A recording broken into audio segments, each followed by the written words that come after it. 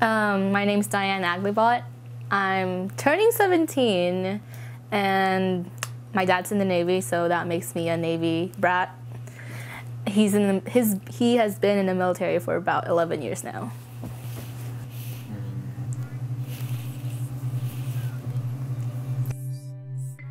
So far in my life, I've moved around 3 times, but all my life I lived in the Philippines until I was about 10, 11 years old. Then around 2005, I moved to Japan, lived there for 3 years, so around 2008, moved here to California, and now I've been living here. One of the things that I had like not a big problem, but it was kind of a problem, was mostly transitioning from speaking Tagalog and trying to speak English.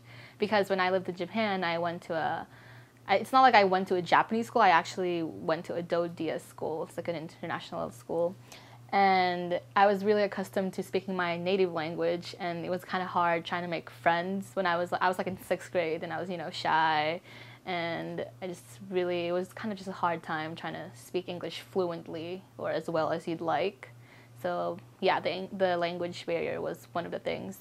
And moving from Japan to the US, that was kind of easier for me since I was already assimilated. Like back in Japan, I was around, like American culture.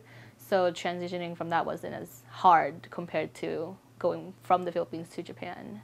The people that I keep in touch with or tend to keep in touch with are the people that I feel like they were just really good to me. And it's almost like they helped me shape to become this person that I am now in the present. Like if I look back and see how I was in the past, it's really just kind of just like, whoa, like I was really different. Like I've just grown and changed and molded into this person that I just never really saw coming. And it's because of those people that I met. Me having to leave all my childhood friends, and me leaving the friends I made in Japan, and now here, and I'm eventually gonna leave my friends here. It's just something that you live with, and you get over it, and you move on. I think that's just part of growing up.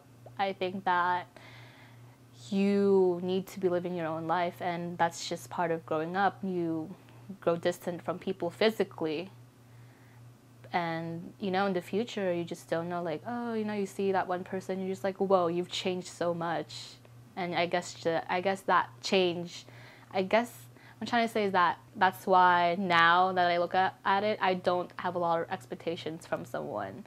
Like if I'm friends with someone, alright, it's cool, but if something happens, like if we get in a fight or something, like I don't really try to dwell on it too much, because things just happen for a reason. Maybe they're not meant to be in your life. Like things happen, and it's just you move on with life. As human beings, we have to grow and progress into, as an individual person. But there are those outside forces, such as the people that you meet, that just unconsciously change you, and you kind of don't realize it. Once that person kind of leaves your life, and you just think about it, you're just like, wow, that person made me realize this and this and that. And it's kind of like when you have those realizations in life, you kind of start to appreciate that person more, even if they were bad to you in one point of your life. You kind of just start to like realize that people that come and go do have a purpose. And it's their purpose is mainly to just help you change. They come and they go because when they leave your life, it's not because they're bad people. It's mostly because their purpose for coming in your life is done.